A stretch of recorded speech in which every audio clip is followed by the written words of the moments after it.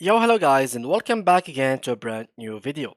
In today's tutorial guys, I will be showing you how to actually save password in Google Chrome.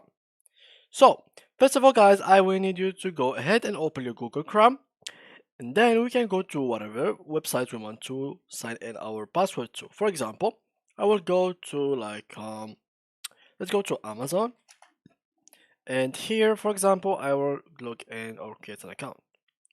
So, when you create an account, for example, let me just continue. And here I will make a password. So here is the password. So when it comes to this moment, there is two ways of actually saving your account.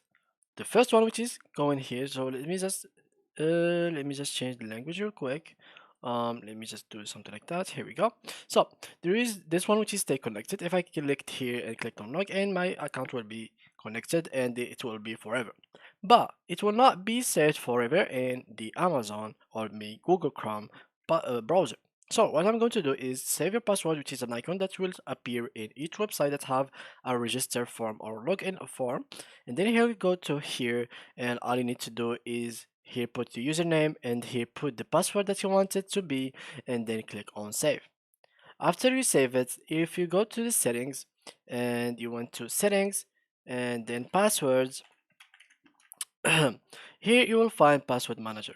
After that, you will find all the different accounts or the different password that you might have in your browser.